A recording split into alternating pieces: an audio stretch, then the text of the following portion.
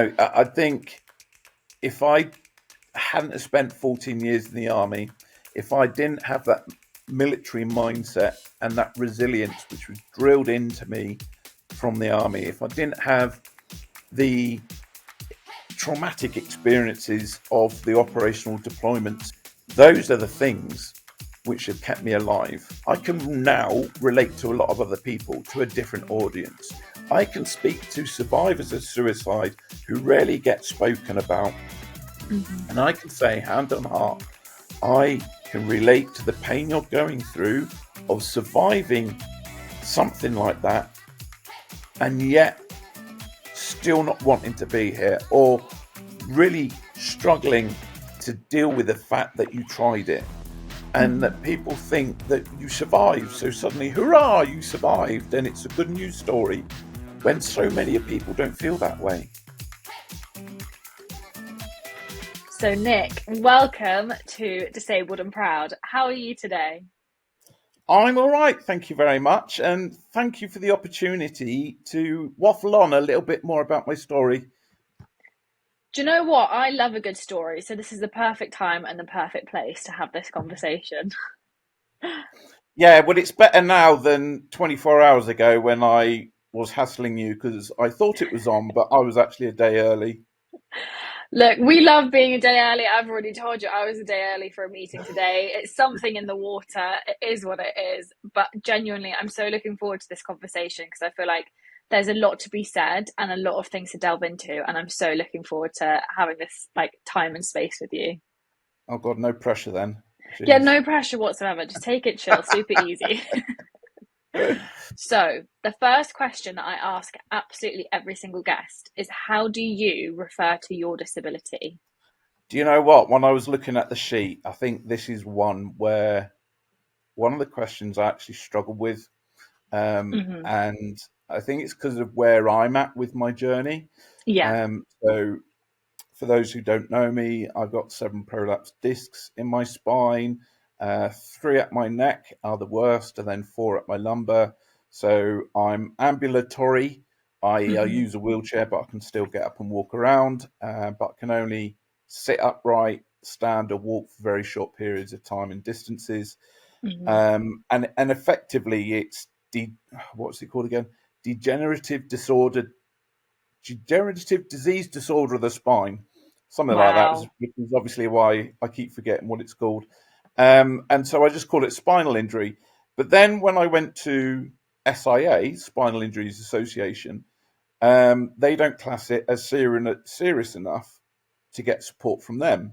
So I was starting to go down the words of I've got a spinal injury, Hmm. and then they the way that they class whatever classification of obviously that you need your boundaries, your borders, don't you, of when you Yeah. fall into a category, and I didn't fall in within their categories, so that Hmm. then really confused me as well.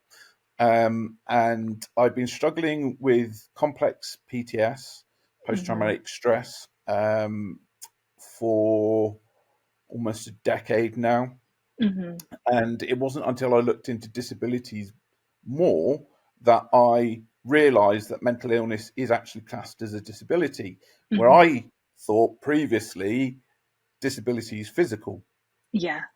So I guess my real disabled journey started from a couple of years ago, and I was in my wheelchair in 2021. That's when I started to use it a lot more. Hmm. So I think I'm still maybe that stage being newly disabled and still trying to understand whereabouts specifically I sit within it. Hmm. Um, and it really threw me when the SIA didn't kind of classify my specific injury as bad enough for them. And that really threw me. So I say to people that I've got a spinal injury. Um, I then have fibromyalgia, Hmm. so chronic pain throughout my body and serve at certain points across neck and shoulders, which combined with the nerve damage that I have from my neck prolapse discs that rub against and pinch my spine. So I'm in chronic pain every day, every minute of every day. Hmm. And then there's the mental illness. So if people like say, "What do you class your injury, your disability?" and I'm like, "Okay, have you got 10 minutes? Let's sit down and let's ream off the list and see how many boxes I can get ticked off for you." Yeah. So yeah, that, I'll be honest, is one that I still struggle with. Hmm. I think that's so important to say because like you said, you don't fit under these categories, and that's a really difficult thing in disability, right? Because we think that we can categorize disability, we think we can almost put it in a box and wrap it up and label it, and that's it, and everybody who falls under that category is going to be the exact same. And actually that couldn't be further from the truth, because as we've literally just proven whilst like listening to you speak, is that disability is incredibly individual, and how one person presents with their disability is going to be very different to how somebody else presents with their disability. So this whole idea that we can actually create create boundaries and boxes and categories within disability is actually really futile, because only one person at one point in time is going to fit into them, and almost as soon as it's published on paper or wherever, it's actually out of date. So like that idea itself is completely redundant. Yeah, exactly. And like when I was doing things within mental health, so being a mental health trainer involved in men's mental health for 6, 7 years now, Mm-hmm. and my three top things were always having a purpose, knowing your meaning, and knowing your identity. And knowing my identity is one I really struggle with, both as an army veteran who served 15 years in the Mm-hmm. army and left, forced to leave because of my spinal injury, and then trying Mm-hmm. to, in the army, you have an identity. Yeah. I still know my army number, 25094369. That has been my identity for over 14, 15 years. Mm-hmm. I was a sergeant. So Yeah. there's my identity. Everything is wrapped in that. And when you come out of that and go into society, you're just a mister. Mm-hmm. So identity was really difficult anyway. And then as my health declined and everything got progressively worse and worse and worse, and it was when I moved to Toaster, where I live now, Mm-hmm. and my ex fiance had enough of me, and I was a git. I was an absolute arsehole to live with. I was really struggling to manage the pain. Thought I knew it all because I've been training mental health for 5 years and told everyone, "Yeah, I'm living it, I'm doing it." I wasn't. Mm-hmm. I was struggling with all of it, and I was a horrible person, to be Yeah. honest. And I'd also become very codependent on my Mm-hmm. fiance, so she did everything. I was laid up 85% of the day. Mm-hmm. And she did the cooking, the cleaning, she did the caring, she did everything. So when we split up, I then had to find a new flat, and it was the first place I could find that I could afford. And then it was suddenly, oh my God, what do I do now? How do I cope? How do I clean? How do I do all this stuff by myself? Mm-hmm. And that happened 2 months before COVID and the first lockdown. What a wonderful time. So purpose, meaning, and identity has Mm-hmm. been a battle ever since March 2020 of Yeah. really knowing where I'm at. And my health, obviously, that's where it all declined, started being reliant on a chair 75% of the time. Got the chair in October 21, and trying to get social care support, trying to get any kind of support. Got my fibromyalgia diagnosis in 2020. Got the diagnosis, no support, no Mm-hmm. um, referral to anywhere to help me understand it, anything like that. So yeah, and whilst I've done a lot of work on my purpose and meaning and understanding self knowledge, all these kind of things which I've learned is amazing, and I've learned about myself. Mm-hmm. Identity, knowing I know who I am, but I still struggle with where I fit in society, and also I think within the disability community. Mm-hmm. I struggle a lot with imposter syndrome. Hmm. And I don't know. Yeah, so I'm not. I don't want people, some people, my followers and that. My God, oh, you're so inspirational. You're amazing, and bless them. I love them for it. Um, but please don't watch my videos and think I'm totally sorted out and all this kind of stuff. There's a lot behind the scenes where I'm Hmm. still battling, fighting my battles and trying to work stuff. So that hasn't answered your very first question at all in any way, shape, or form. So we're doing well. But actually, I think it kind of has, because I think there's a lot to be said in actually being. I don't want to say brave enough because I don't think it's bravery, but there's something in that being vulnerable enough to be like, actually, sometimes I don't know how I refer to my disability. I don't know how I identify in this community. Like I'm a part of it, but I don't necessarily know where I sit. And I think there's a lot of power in that because I think, Oh yeah, absolutely. I think this is the brave, inspirational, courageous thing has happened. That was happening in mental illness for years, and you start to see it now with amongst people with disabilities. mhm, Um, and it's nice people telling me I'm brave. I don't think it's that I'm brave. I would say it takes courage to yeah, own your own shit. It takes courage, regardless of gender, as mhm, to be so vulnerable and put yourself out there. You mhm, don't have to. I'm very aware of that as well when I'm saying to people you should own your truth and if you want to speak out, do.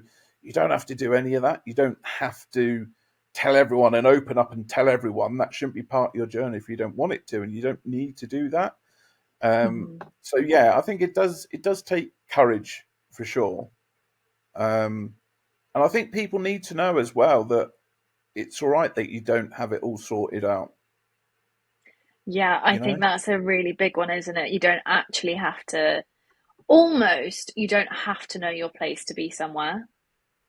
And that's a Yeah. really big thing to say because I think quite a lot of people in society, not just the disabled community, get really hung up on where they are and who they are and what they're doing and does it make sense to them or does it make sense for the outer world to look at them to place them in a place? But actually, there's like you said, it's courageous to be like, actually, this is my life.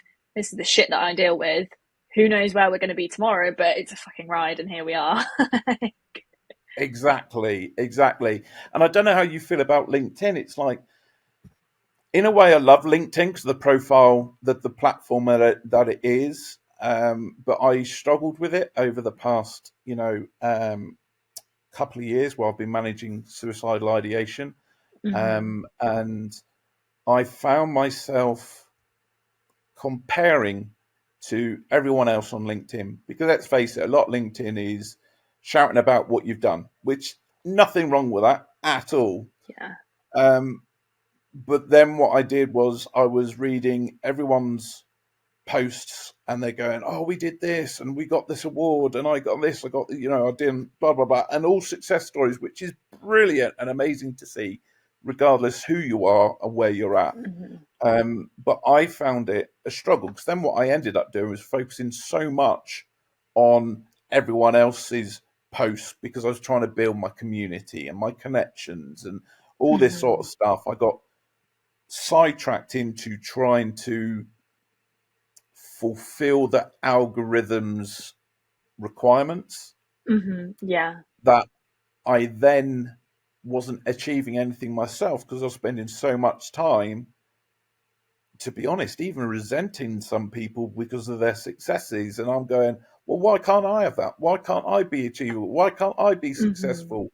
And on your phone, you can get those reports that tells you how long you've been on your phone for in that week. Yeah. Right. One day, I don't know how I managed it. 7 hours was spent on LinkedIn. Wow. That's a lot of time of a day. Yeah, yeah. And that was a massive eye opener for me.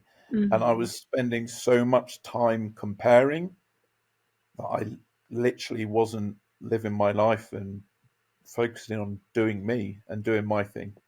It's that really cringe cliche, isn't it? That comparison is the thief of joy, which, like, Don't get me wrong, I love a good quote, but that is one that always sticks with me because I think actually it hits the nail on the head. If you're consistently looking at what others are doing, you're going to miss out on yourself, but also what you could be achieving.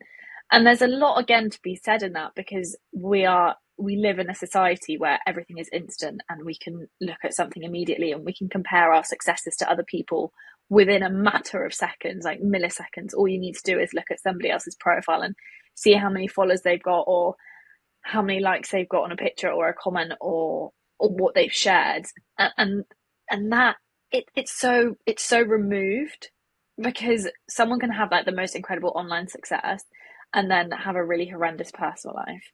Or something that I've really noticed is that you can portray as one person online and then you meet the person and they are wildly different from who they are online, and like the two don't always match up. And I think in the back of my head, that's what I always think. I'm like, that's great that you've got massive success on LinkedIn and great that you've got loads of followers on Instagram, but are you a good person? And I don't know Yeah. that until I meet you in person. And if and to be quite honest, like I take everything on face value. I'm very much like, if I meet you in person and we get on, amazing, I'm so happy.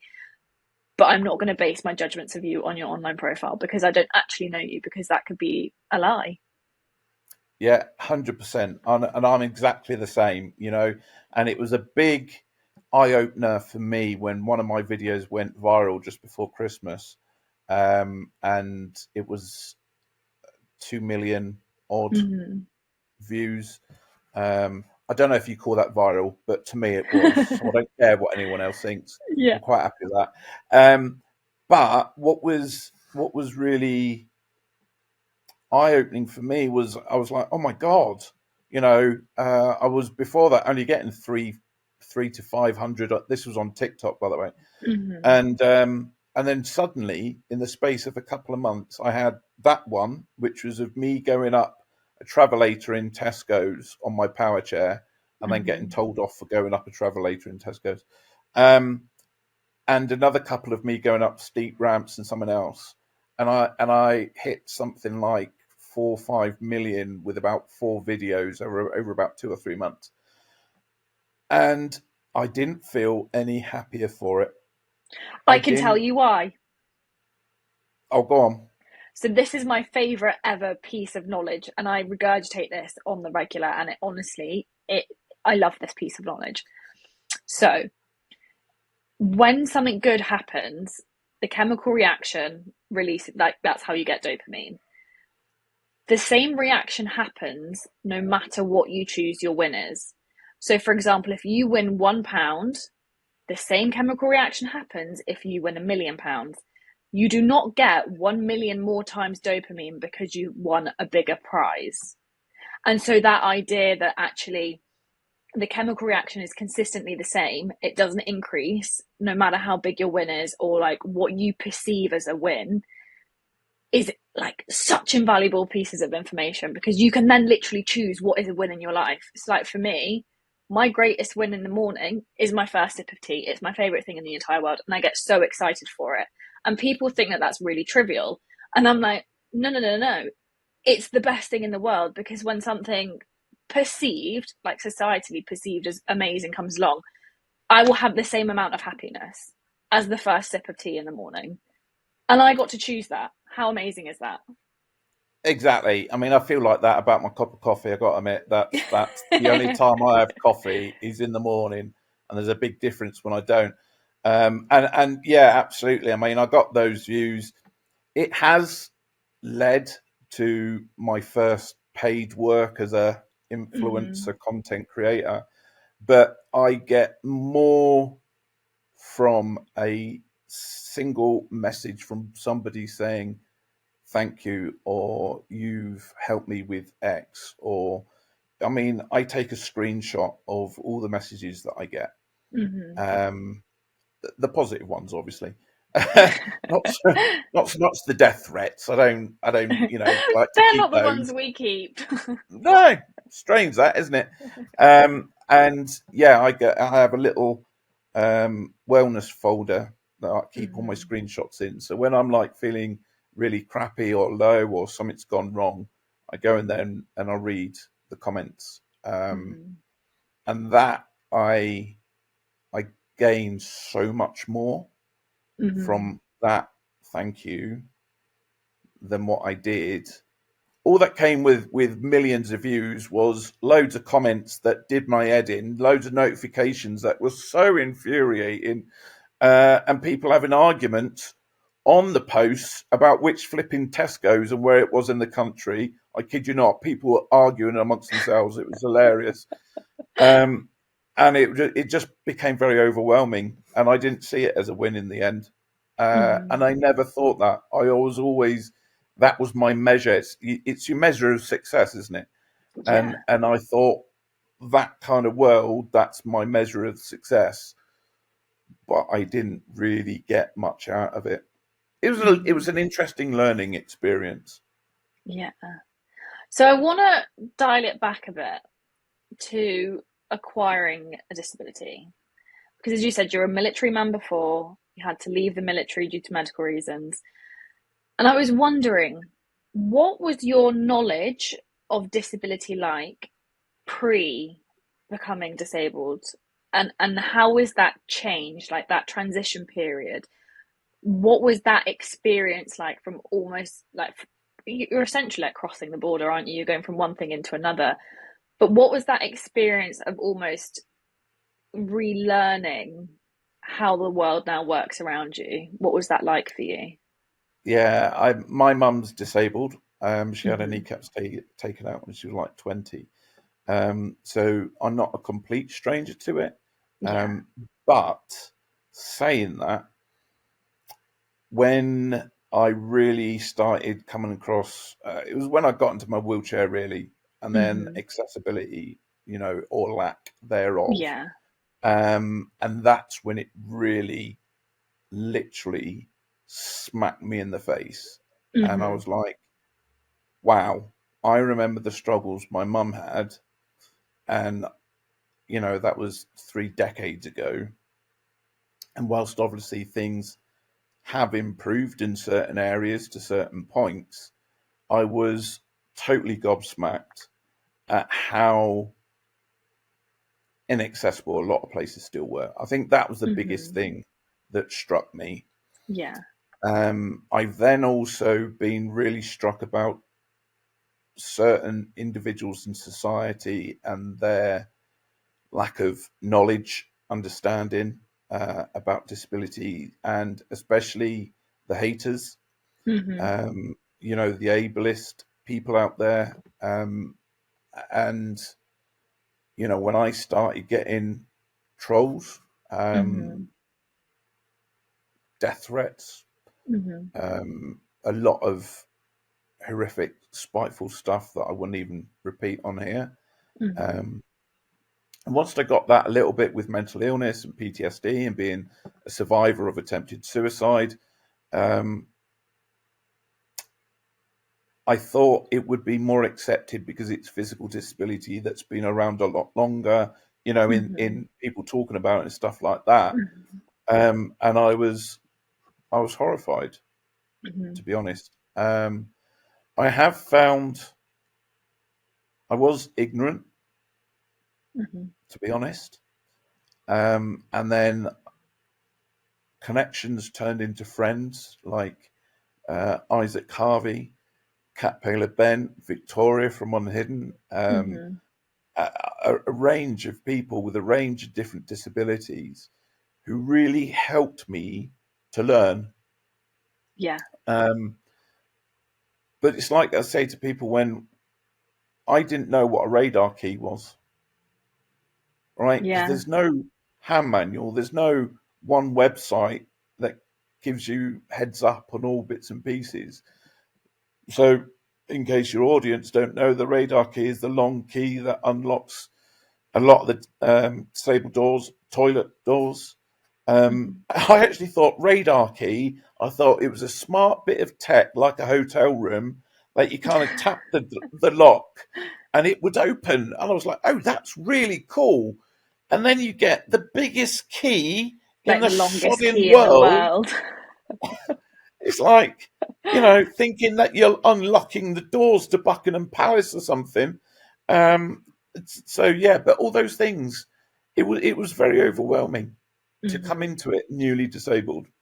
Yeah. Um, I think when it's not on your radar, if Hmm. you're not impacted by it personally, you only know what you know. Hmm. But I've been very proactive about learning about all kinds of disabilities now. Hmm. Yeah. I think it's really important to reiterate the point that there is no like guidebook, because I think people think at some point you get told where to go and what's going to help you, and it just doesn't exist. There's not a handbook. You don't get a website. You don't get a printed manual that's like, oh, so like you have spina bifida, you might want to check out subsection C under like heading A. This will really Mm. help you. That doesn't exist. And to be fair, even if it did, again, it would be out of date by the time that it was printed or like updated on a website, because things are changing all the time. But actually, there's a lot of self education and almost self discovery as well, because you have to relearn how to navigate the world in a way that's different from what you had before. And particularly surrounding like your career, how has becoming or like acquiring your disability impacted that career? Yeah, that's a great question, and I think it's one that I'm very passionate. I did a talk at a local school last week about this, Mm-hmm. um, from 2 points. When I was in the army and then coming out and going to society, I came out the army as a weapon and tactics instructor.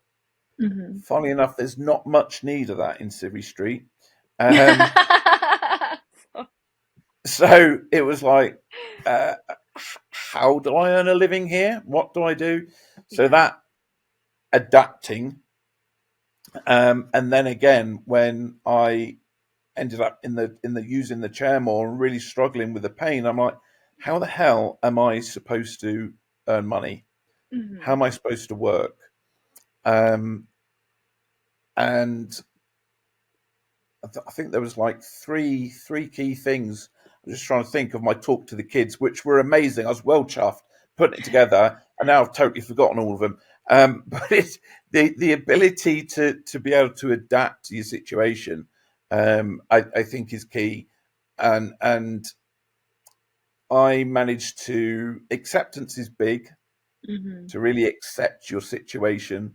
I speak a lot not more about ability over disability, but almost from a non-disabled viewpoint, and I mean that as in to say we've all got things we're better at some things than others, Mm-hmm. regardless if that's maths and English or disability, being disabled or non-disabled, or we've got strengths and weaknesses.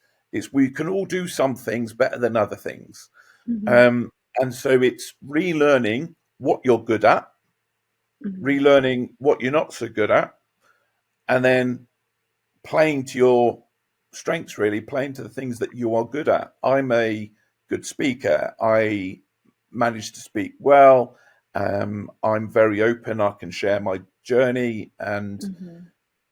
so I started earning money as a speaker, and I made a decision to put myself out there and to fully open up, Mm-hmm. not fully understanding the impact and what that would mean.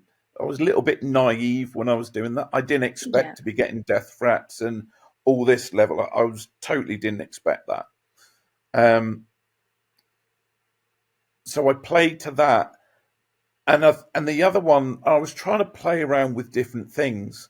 So it was I was also looking for enjoyment. That's what I'm trying to get to. So it's you accept it, you relearn what things you are good at, and I looked at what things I enjoyed. And before I was doing a lot of work in suicide prevention, Mm-hmm. and in my heart, I really want to do that, especially suicide amongst people with disabilities because it's horrific. Um, but I noticed my mental health declined massively whenever I was involved in that area. Whereas creating videos, going out and going on my adventures and doing stuff with Mm-hmm. accessibility, I love doing that. I love Mm-hmm. going out and causing a bit of trouble and being a bit of a mischievous person. Hmm. I love it. I love editing. And then I started getting followers and I started to getting views. So then I started researching, how do I earn money? Can I earn money from this? Yeah. And I had the belief that it can be done. And that's why, beginning is this year, when I picked up 3-page contracts to actually do this, Hmm. that has now given me more belief and the strength and the confidence I can make this work now, you Hmm. know? Yeah. And so I think that would be the key thing of re-looking at what you're good at and play Hmm. to your strengths. Try and find something that you enjoy doing, because then it doesn't seem to be like work. Hmm. Um, and the last thing would be resilient. Hmm. No, that was one after resilient. So I said, I said this was to a bunch of year sevens, all right, so about 11 years old. I was expecting them to be 15 so years old. So I was suddenly struck by a bunch of 200 odd 11-year-old kids. And I'm thinking, okay, the words I've got written down here are going to go over the heads. And actually, what I had down on it was, when everything goes tits up, keep going. I was Hmm. like, I can't say tits up to a bunch of 11-year-olds. That would not go down very well. And so it was, life always throws curveballs and things go wrong. Like COVID, no one knew that was coming. So when things go wrong, just keep going. Just Hmm. keep turning up and go to work every day. You've got to keep going, got to keep going. And I think I pulled it off in the end, because I ended up with about 50 followers on TikTok and everyone leaving little comments going, that guy was at my reception today. He was awesome. Sick. So I think I pulled it off. Sounds like you did. And I like what you said about sometimes you just got to go through it, because I think that's a big life lesson for everyone, isn't it? Is that like sometimes you can't go over it, sometimes you can't go under it. You've just got to go through it. And it's not necessarily the most comfortable thing to do, but sometimes it's the only option. And it's not a fluffy message. It's not like a nice message, but actually it probably is one of those ones that's more the most important lesson, is that sometimes you do just have to go through like rubbish times to get to the other side, and then upon reflection you can look back at what went well and what didn't necessarily go so well. Yeah, I mean, absolutely. There's two key things. One of the biggest one happened last year. Um, and like I say, I've really struggled with thoughts of suicide brought on because of my disability, not because Mm-hmm. of depression or mental ill health, where a lot of people make that assumption, but it has Mm-hmm. nothing to do with mental illness. It was about loneliness, isolation, and the level of pain that you're living with every Yeah. day. And last year, um, there's a video all over the place for it, but I took part in a suicide prevention initiative called Baton of Hope. Mm-hmm. Toured 12 cities in 12 days around the UK. They came to Milton Keynes, and I was chosen as a baton bearer. Mm-hmm. And so it did a route around Milton Keynes, and they stopped at Red Bull Racing in Milton Keynes at their headquarters. And I was chosen to hand the baton over to one of their drivers in their Red Bull F1 racing car. Mm-hmm. So I handed it over, turned out to be Daniel Ricciardo, as a person I handed it over to. And then we were supposed to follow behind the race car as it drove through the technology campus. Mm-hmm. And my head straight away, my cheeky little mind was going, "Oh, I'll just ride alongside it," because that was my one thing. I wanted a video. My videographer was with me of me riding alongside a F1 car. I thought that would be amazing. Mm-hmm. And the crowd, so I was pulling out a little bit and just behind its rear wheel. And the crowd started cheering, go on, go for it, go for it. And so I ended up kind of basically, I overtook an F1 racing car driven by Daniel Ricciardo, and it made it Mm-hmm. onto BBC News. And that was the first day when I finished filming where I said, actually, Today, I'm glad to be alive. And that is the first time I've said it and meant it for over a year. And that came from nowhere. At no point was that a goal of mine to be in a wheelchair and overtake an F1 car. Never. Yeah.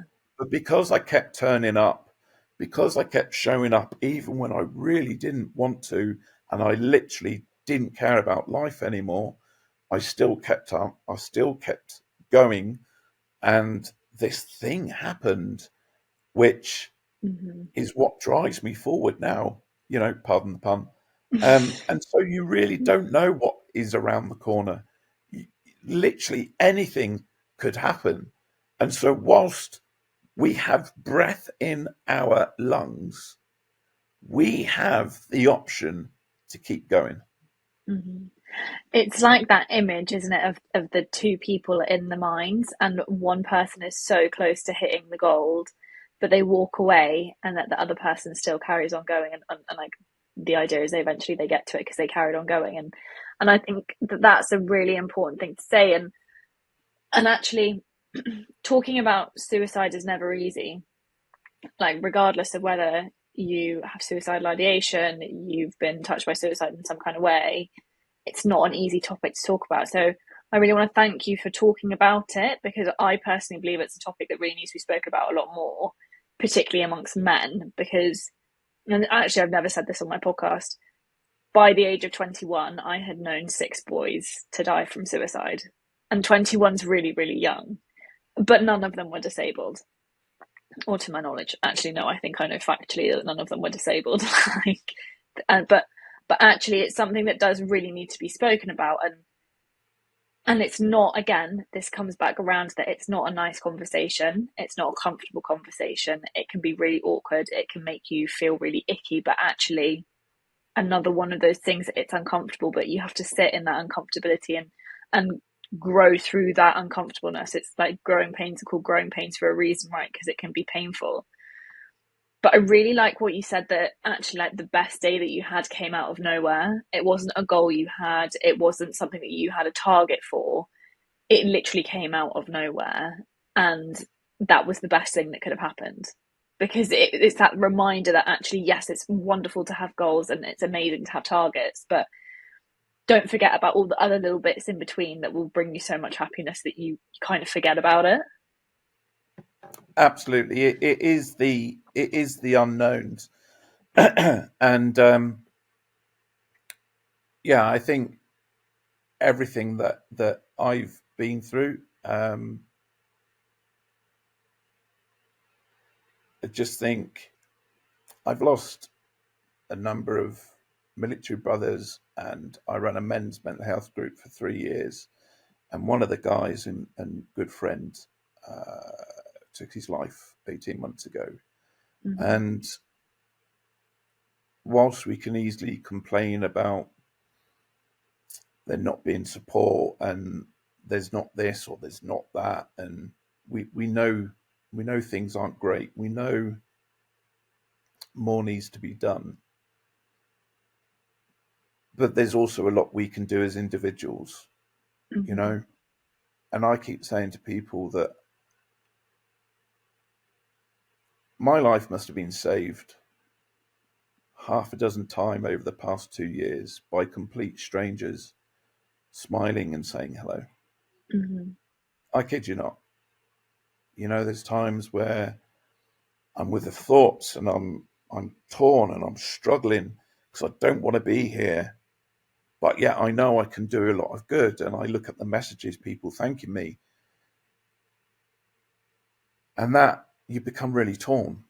And then you look up and someone just smiles genuinely and say, "Hi, you okay? I've seen you on social media. Thanks ever so much for what you're doing." Or you seem a bit down today. Are you okay? It interrupts that thought process. And even without going into full conversation, someone cares. And that has literally, like I say, saved my life a few times. And just real authenticity and kindness Yeah. can help so much. And I feel we've lost that a Mm-hmm. bit. I feel we've lost our way a little bit. A bit like I've taken us completely away from the loving questions. That's my way of doing a tangent back on topic, by the way. Do you Is know that what? subtle? That was quite a good segue. I'm not gonna lie. Like we're coming back. But actually ties in really nicely to the question that I was gonna next ask, and that is, do you have a piece of advice for a younger version of yourself? Uh, yeah, it would be, I guess, three. The first one is really understand who you are. Mm-hmm. When you go through that process of, even at a low level, of knowing when I feel like this, I behave in this way, or it makes me feel like this. What makes me feel better? What makes me feel happier? What do I enjoy? You know, Mm-hmm. to understand who you are, what makes you happy, what makes you sad, and what can be done about it. Knowing those things. I spent 14 years in the army, being not me, Mm-hmm. trying to be the soldier that people expect soldiers to be, if that makes sense. Yeah. I Yeah. wasn't Nick Wilson. I wasn't me. I was trying to be a squaddy, going out in the piss and beating up civvies, because that's what I thought you had to do as a soldier. You Mm-hmm. know, you had to drink four days a week, and when you drink, you got to get hammered. There's things that you're expected to do as a soldier. So Mm-hmm. 14 years not being me, That's a long time. and yeah, it is. And even before that, I was, on the streets at the age of 16. So even then, I wasn't really being myself, and I knew nothing about emotions. I wish someone had taught me about emotions and how to better manage them. you Mm-hmm. know? And I think that's the biggest thing that's helped me since I've done this self discovery, or became more knowledgeable about me. Mm-hmm. Being able to manage my emotions and to identify why I'm feeling the way that I am and what I can do to manage that, that is at the heart of everything that I do now. Everything Mm-hmm. that helps me to manage, to process bad information, to get me through dark times or a difficult life changing situation or whatever it might be. Knowing how to manage my emotions and understanding why I'm feeling this way or why I'm behaving this way, is so important. Mm-hmm. So Yeah. knowing that and having that and knowing about emotions, 100%. And the other one, really enough, is about time. So when I was going through the journey, well, for over a decade or so now, I expected things to happen quite quickly, Mm-hmm. you know, um, where on average, for depression, mild to moderate depression, the average is about 60 sessions, and that's usually one a week. Mm-hmm. So that's over a year. Yeah. I never thought it would be take as long as it has, even forgetting that 2 year period of COVID or whatever. I was totally naive of how long, time wise, things would take. Yeah. So I Uh, think they're probably the two key things I think that I would say, and just things are going to go wrong, and when they do, you just got to keep turning up. mhm. I love what you said about managing emotions and how actually learning how to deal with your own emotions and who you are has meant that you're able to navigate yourself better. Because I think there's so much to be said in being able to understand why you do what you do. Like, for me, I find that fascinating. I find people's behaviors, mannerisms, why they do what they do, like, so interesting. Like, find it, I get really quite into it. But there's something to be said for being able to have like the self-reflection inwards and being able to pull it apart for yourself, because sometimes it can be quite scary because you can uncover a part of yourself that you didn't necessarily knew existed. And I was wondering, through your journey, has there been at any point in time where you thought, oh, this is touching the surface a bit too much, I don't like it, I'm not this is not a fun experience for me? Yes, yeah. I think there's been a couple of times, and whilst one of them was a military experience, I don't want people to Mm-hmm. focus on, oh, it was a military thing, so therefore it doesn't relate to me. Yeah. It was a traumatic thing, and within trauma, it doesn't really matter about what happened. It's the fact that it's the trauma, Yeah. regardless. Um, and I uncovered a situation that I'd completely forgotten about. And Mm-hmm. so my mind had done this protective thing and Yeah. completely locked it away. And going through this self discovery and some of the work that I've done with Op Courage, which is mental health support team for veterans Mm-hmm. specifically and their families. And yeah, we uncovered this thing, and it was horrifying. Mm-hmm. Um, and it has stayed with me since. Mm-hmm. And I still have night tremors from it, which makes it sound really bad and scary. But I'm glad that it did happen, because actually, what it unlocked was a certain behavior that is caused specifically because of this traumatic experience. Mm-hmm.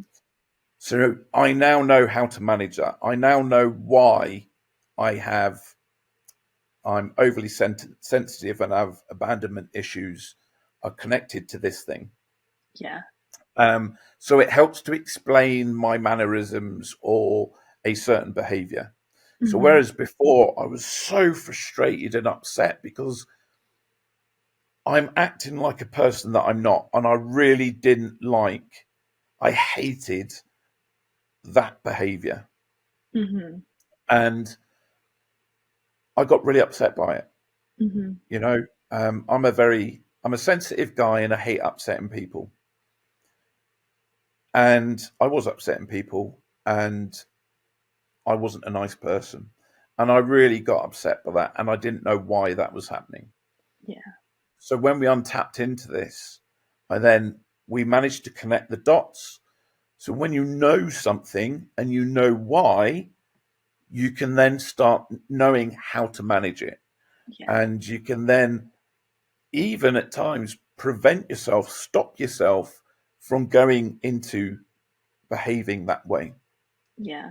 So, yes, potentially, yeah, you could come up against some bad stuff. You know, you might uncover some stuff, especially from when you're younger, Mm-hmm. when our minds do protect us and it locks memories away. But I personally would rather know why I'm acting and feeling a certain way, because when you know about it, you then work out how to manage it. Yeah. This actually ties so nicely into, oh God, this is actually this ties so good into this. I'm going to congratulate myself for this because I think this is seamless. Um, Ties in really nicely with the idea that I have that going through any form of hardship, whatever it may be, if you can look back and notice something positive about the experience, and I'm not saying like, oh, it was great on that day I wore this color. I mean, like a positive trait within yourself, then you've learned something from that. And I'm just like, I'm a big learner. I love to think that there's learning in every aspect of life. And has there been a particular positive trait that you've noticed that you have when you've looked back over difficult times? So many. I'm like you. I'm a Mm-hmm. massive learner now, and I will try and learn from everything. And actually, I'm talking at an event, depending when this goes out, called Let's Talk Better, Mm-hmm. um, which is run by Zinat Nurani, and they're having the 1 year anniversary this year. and it's amazing. And theirs is all about positivity, more from, like you said, positive experiences from upsetting times or traumatic times Mm-hmm. and things like that. And could I pick one? Uh,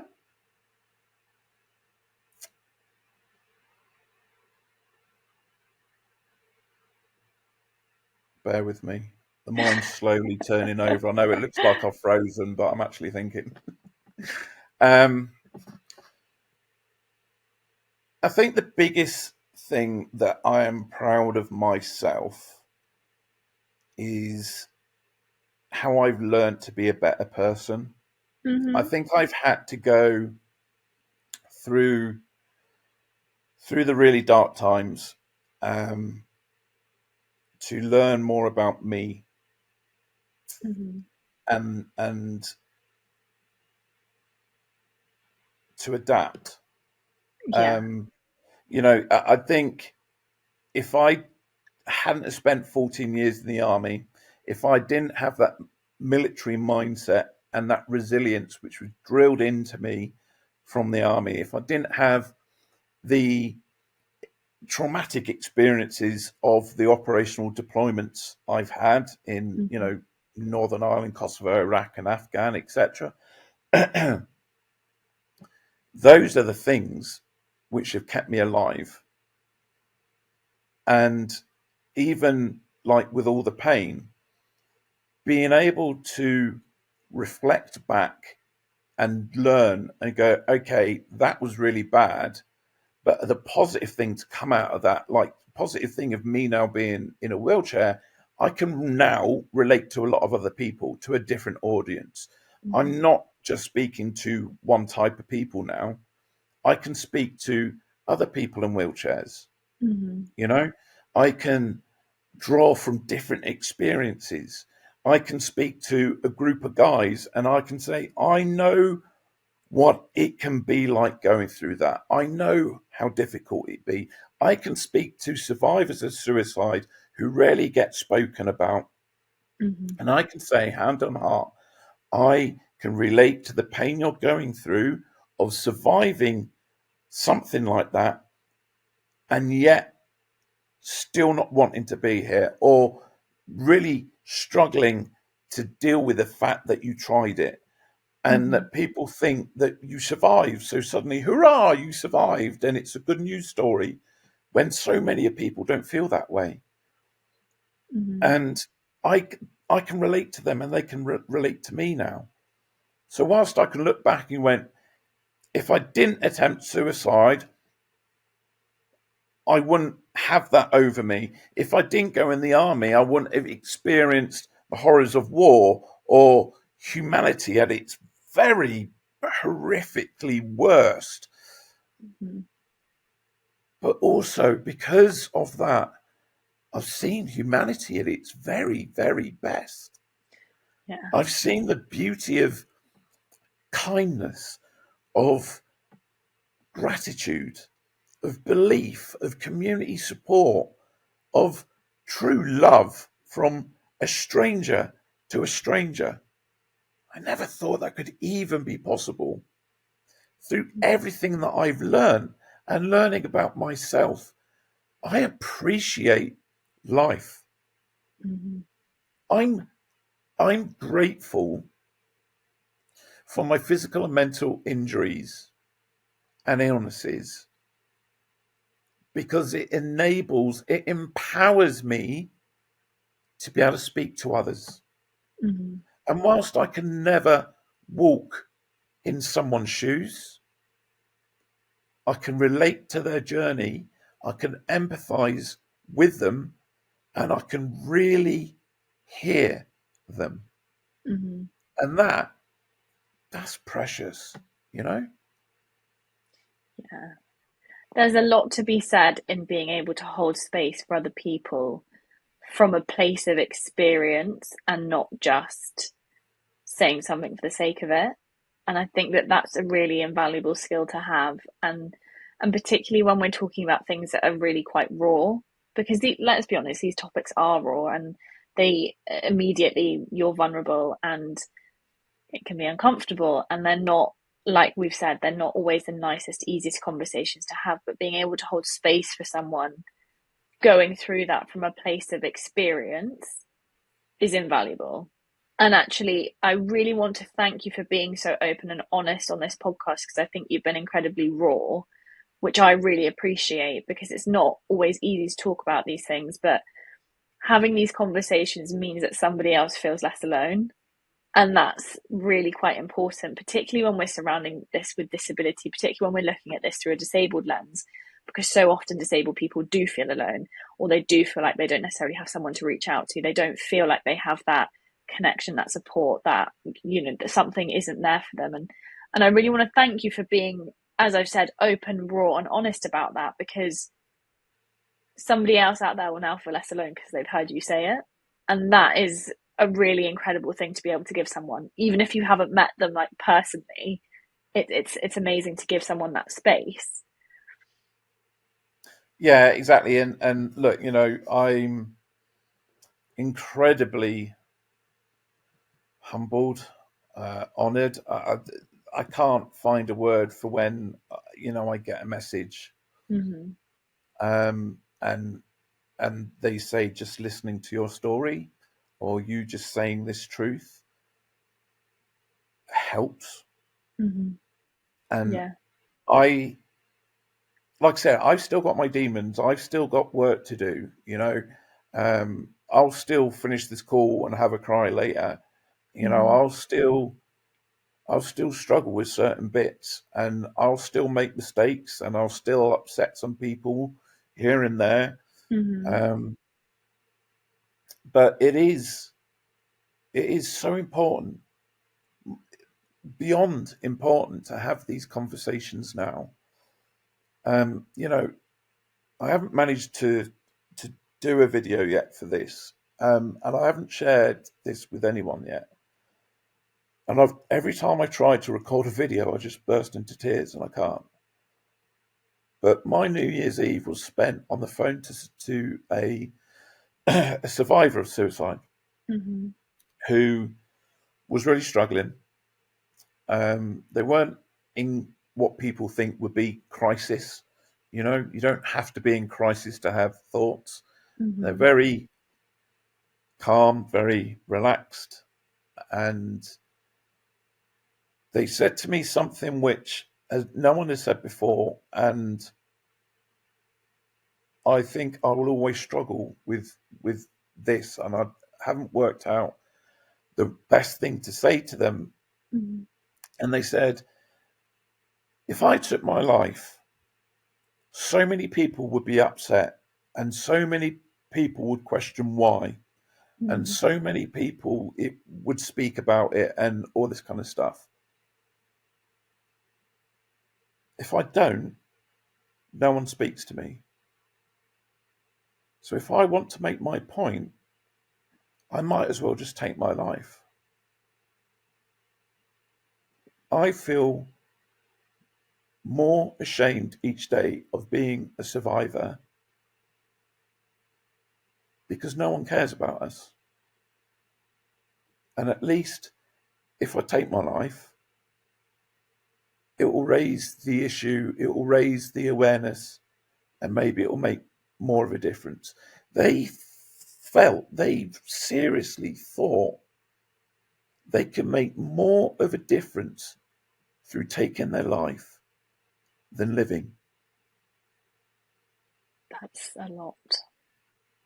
And that, the thing is, I struggle with that. Mm-hmm. And don't leave this in if you don't want to. Um, Yeah. but it was, there is an element there, and over three times more people, three times more people with disabilities die by suicide than non-disabled. Mm-hmm. Three times more that never get spoken about. Yeah. And obviously, I came out with all the usual stuff, in response to this person. They are still alive, by the way, so they are better than what they were, and they've got a different perspective now. They believe they can make more of a difference, which is all down to them and the work they've put in.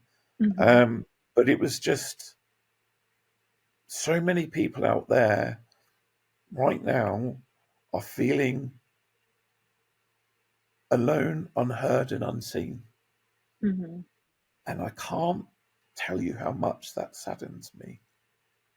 So if we having these difficult, raw conversations can make one person feel more seen, represented, then we've got to have them. Yeah. You know? Exactly that point. I think that is a really valuable thing to take away, is that actually we have to have them, and we don't grow, and I don't mean like personally, but I mean society doesn't grow, doesn't progress if we don't have the difficult conversations. And I really want to thank you for sharing that, because it's not easy to talk about, and that story itself is not an easy story to retell. But thank you for sharing that with me and sharing it here, because someone else is going to feel less alone because they heard that. Well, like And I say, that is amazing. it is, but like I say, don't feel like you have to leave it in. Listen to it back, see what you think. You got to do what's right for your listeners and stuff. Absolutely no pressure from me to keep it in. All right, just want you to know that. Don't feel pressured to keep it in. I only have one final question for you. I think I know the answer, but I'm going to ask it anyway. And that is, Nick, are you disabled and proud? Yes, I bloody am. Thank you so, so much for coming on today. I really love this conversation because I think there's a lot to be said about growth, and we've really spoken a lot about that today. But we've also spoken about the difference in navigating a new world with disability and everything else that comes along with it. And I know I've already said it, but I want to say it again. I really appreciate you being really raw and honest, and all being vulnerable as well, because there's so much to be said in that. And I really appreciate that. And I just really want to thank you for giving up your time today on the podcast, because I've genuinely loved it. You are very more than welcome. And again, seriously, thanks for the opportunity. No worries.